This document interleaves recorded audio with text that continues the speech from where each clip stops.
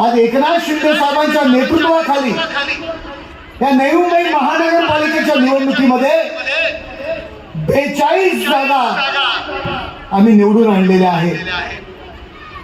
एकनाथ साहेबांचा आशीर्वाद, एकनाथ शिंदे साहेबांचं नेतृत्व आणि या शिवसैनिकांची प्रचंड मेहनत यावर या 42 जागा निवडून आणलेल्या आहेत। थोड्याफार जागा 3-4 पॅनल, काही थोड्याफार आमच्या चुका असतील, थोड्याफार जे आपल्याला मराठी शाळेला जे पाठीत खंजीर खुपसण्याचं जो शाप आहे त्याच्यामुळे असेल, आणि थोड्याफार जागा मी म्हणतो जास्तीत जास्त जागा सत्तेचा गैरवापर या नवी मुंबईत केल्यामुळे, दादागिरी, पोलिसांचा बळजबरीपणा, महानगरपालिकेच्या अधिकाऱ्यांना हाताशी धरून शिवसैनिकांना जो छळण्याचा प्रकार केला आणि त्यामुळे आमच्या काही थोड्याफार जागा गेल्या। नाहीतर या नवी मुंबई महानगरपालिकेवर शिवसेनेचा भगवा झेंडा फडकलाच होता। एकनाथ शिंदे साहेबांच्या बाजूने या नवी मुंबईकर जनतेने कौल दिलेलाच आहे, यात कुठलाही प्रश्न उरत नाही। आज या ठिकाणी खासदार साहेब काही गोष्टी तुम्हाला सांगाव्याशा वाटतात। आम्हाला खूप छळलं या निवडणुकीमध्ये। आम्ही या महाराष्ट्रात सत्तेवर आहोत, परंतु नवी मुंबईत आम्हाला कुठेतरी वाटलं की आम्ही सत्तेत नाही आहोत का, अशा पद्धतीने सत्तेचा गैरवापर करण्याचा प्रयत्न या नवी मुंबईत करण्यात आला। काही गोष्टी तुम्हाला मी कानावर घालतो। महानगरपालिकेच्या निवडणुका झाल्या, आम्ही युतीचा धर्म पाळला, आम्ही महापौर उपमहापौर बिनविरोध त्या ठिकाणी निवडून दिले। आमच्या उमेदवारांनी आमचे अर्ज मागे घेतले। परिवहन समितीच्या निवडणुका होत्या, आमचे सर्व परिवहन समितीचे ज्यांना उमेदवारी दिलेले सदस्य या ठिकाणी बसलेले आहेत। अख्ख्या महाराष्ट्राला एक नियम, जो 31 चा जो कायदा आहे 2006 मध्ये जी सरकारने अमेंडमेंट केले, 2006-07 ला तो अंमलबजावणी झाली आणि त्यापासून जो कायदा आहे परिवहन समितीच्या निवडणुका या संख्याबळावरती या सदस्य निवडले जातात। आतापर्यंत मुंबई महापालिका असू द्या, ठाणे महानगरपालिका असू द्या, कल्याण महानगरपालिका असू द्या, संभाजीनगर महानगरपालिका असू द्या, नागपूर महानगरपालिका असू द्या, सर्व ठिकाणी संख्याबळावरती सदस्य नेमले गेले। तो कायदा करण्यामागे हा एकच हेतू होता की सत्ताधारी पक्ष गैरवापर सत्तेचा करणार नाही, सर्व पक्षांना समावेशक प्रतिनिधित्व मिळेल, घोडे बाजार होणार नाही, आणि याकरता तो कायदा निर्माण केला। परंतु या महाराष्ट्रामध्ये फक्त नवी मुंबईमध्ये या कायद्याचं उल्लंघन केलं गेलं आणि 12च्या 12 परिवहन सदस्य, मी बीजेपी म्हणणार नाही, या ठाण्यात या नवी मुंबईमध्ये बीजेपी नाहीये, नाईक जनता पार्टी आहे। मी नाव घेतो, मी जरी लोकसभेचा शिवसेना भाजपचा युतीचा उमेदवार असेल पण मी घाबरत नाही। पक्षाकरता अशा किती खासदारकी आम्ही सोडून द्यायला आम्ही तयार आहोत, परंतु या नाईक जनता पार्टीने स्वतःचे 12चे 12 उमेदवार चुकीच्या पद्धतीने विजयी म्हणून घोषित केले। या महापालिका सभागृहात आयुक्ताला सुद्धा उत्तर देऊ दिलं नाही। अशा पद्धतीने सत्तेचा गैरवापर या ठिकाणी होतोय। फक्त आपल्या बाबतच होत नाही असं नाही, या बेलापूर विधानसभा मतदारसंघामध्ये जे आमदार आहेत, भारतीय जनता पार्टीचे आमदार आहेत मंदाताई म्हात्रे यांनी या नवी मुंबईकरांसाठी एकनाथ शिंदे साहेबांच्या मार्गदर्शनाखाली देवेंद्रजी फडणवीस यांच्या कृपेने एक मोठं हॉस्पिटल मंजूर केलं। फक्त हॉस्पिटल नाही, त्या ठिकाणी मेडिकल कॉलेजची सुद्धा निर्मिती करण्यासाठी भूखंड राखून ठेवला।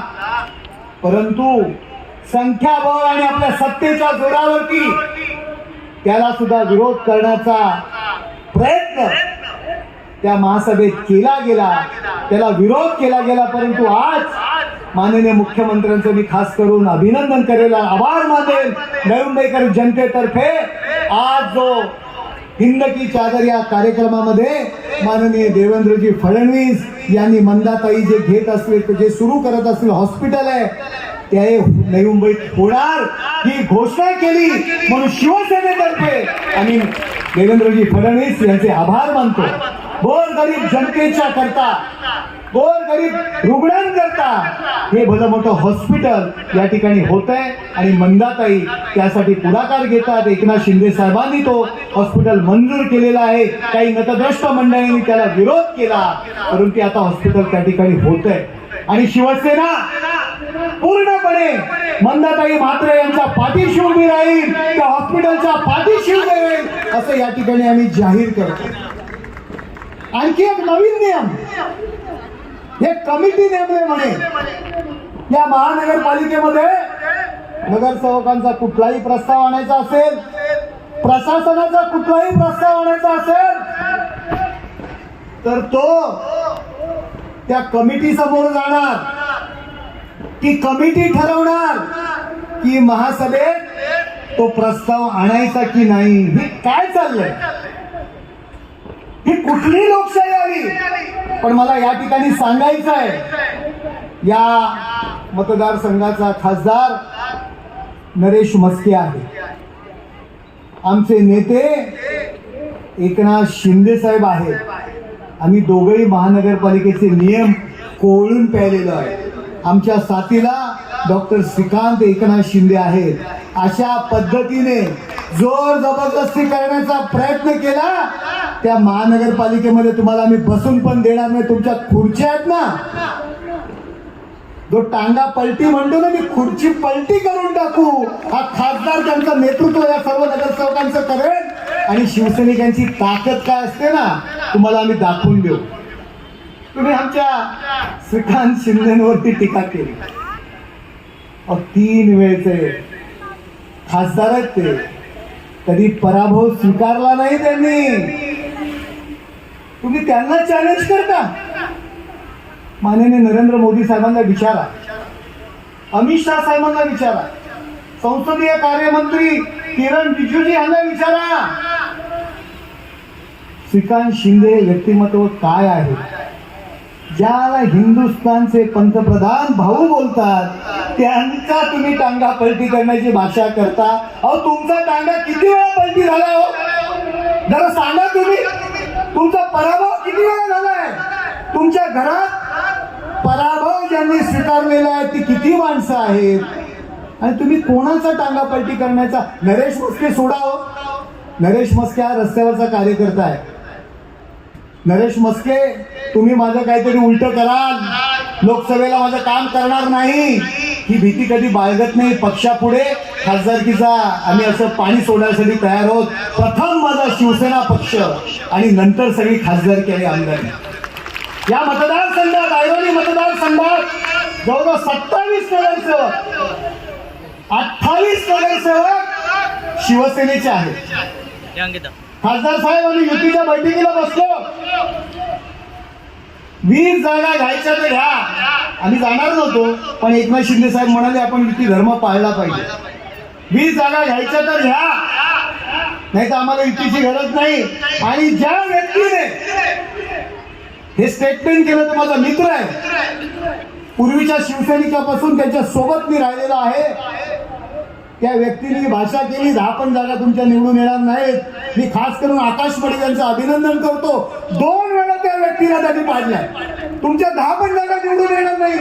युतीच्या मीटिंग मध्ये बोलले शिवराम शेठ, ते ह्यावेळी पण पराभूत झाले. आमच्या आकाश मडवींनी 2दा त्याला पाडलं.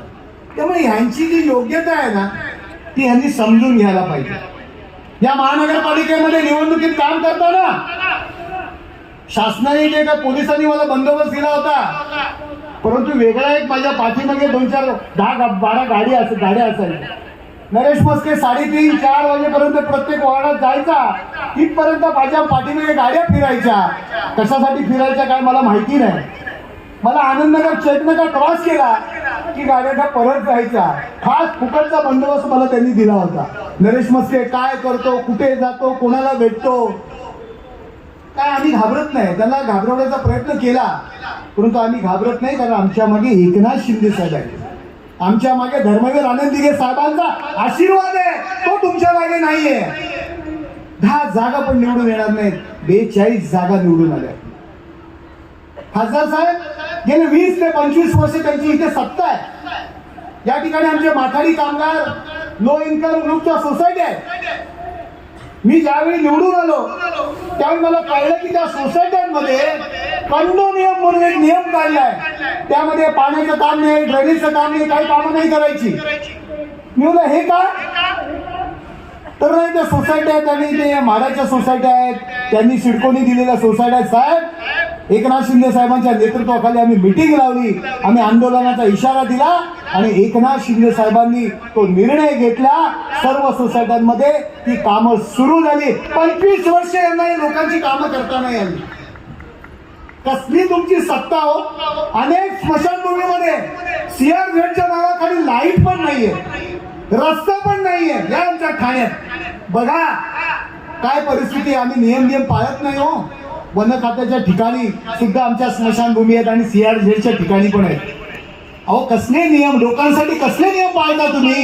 ही परिस्थिती आहे साहेब. तुमच्या प्रयत्नांनी आज जवळजवळ 500 LED दिवे आपण महानगरपालिकेचा एकही खर्च न करता आपण सोडियम वेपर दिवे, मग स्मशानभूमी असेल वेगवेगळ्या ठिकाणी आपण जो CSR आम्हाला उपलब्ध करून दिला त्यातून या नवी मुंबईमध्ये आपण लावलेले आहे.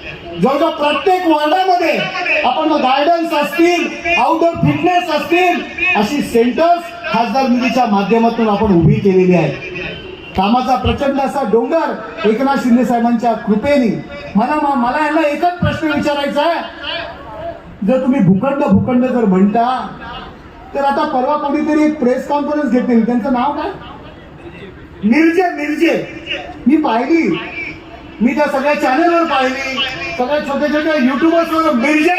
माझं जाहीर आव्हान, माझं खासदार नरेश मस्के म्हणून आव्हान आहे, भूखंडांच्या तुम्ही जर चोरीचा वार्ता करत असाल तर मिरजे यांनी जी प्रेस कॉन्फरन्स घेतलेली आहे, त्यांनी जे आरोप केलेले आहेत, वन खात्याच्या जमिनी संदर्भात केलेले आहेत, MIDCच्या जमिनी संदर्भात केलेले आहेत, एकेकाळचा तुमचा मित्र होता असं सुद्धा मिरजेंनी सांगितलंय. तर त्यांनी जे काही आरोप केलेले आहेत त्याचं उत्तर दस्तूर खुद्द जे नवी मुंबईचे नायक समजतात त्यांनी द्यावं, दुसरं कोणी देऊ नये. मिरजे खोटे आहेत का तुम्ही खोटे, हा सूर्य हा जयद्रथ. मिरजेंच्या प्रश्नांना उत्तरं, मिरजेंनी केलेल्या आरोपांना उत्तरं त्यांनी देण्याची गरज आहे. आणि तरच तुम्ही खऱ्या अर्थाने नवी मुंबईचे नायक आम्ही समजू. साहेब आम्ही टीका करणार नव्हतो, पण परिवहन समितीच्या निवडणुकीमध्ये जे काही कृत्य आपण केलेले आहेत त्यामुळे युतीचा जो धर्म आहे, आणि निवडणुका झाल्यानंतर ठरवलं होतं की आपण त्यांच्या विरुद्ध बोलायचं नाही. परंतु जे काळे कृत्य तुम्ही परिवहन समितीच्या निवडणुकीत केलेलं आहे त्यामुळे आज तुम्हाला तुमच्यावरती आम्हाला आरोप करावे लागतात. आणि ही लढाई आता सुरू झाली, ही लढाई सुरू झालेली आहे. हे लढण्याकरता आमचे सर्व शिवसैनिक, आमचे वीर तयार आहेत आणि श्रीकांत शिंदे या ठिकाणी आलेले आहेत, ते आमच्या पाठीमागे उभे आहेत. आम्ही कुणाला घाबरणार नाही एवढंच या ठिकाणी सांगतो आणि माझे 2 शब्द या ठिकाणी पूर्ण करतो. पुन्हा एकदा नवी मुंबईकर जनतेचे, आपले सगळ्यांचे मुख्य नेते एकनाथ शिंदे साहेब यांच्या वतीने एवढा प्रचंड मताधिक्य आम्हाला मिळवून दिल्यातर्फे आभार मानतो.